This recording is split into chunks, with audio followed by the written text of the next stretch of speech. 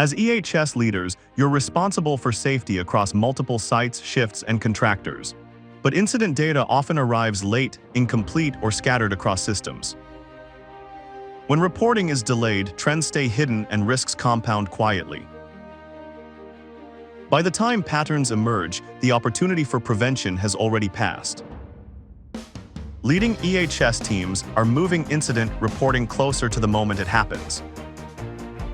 Structured digital forms ensure consistent data, instant visibility, and traceable actions.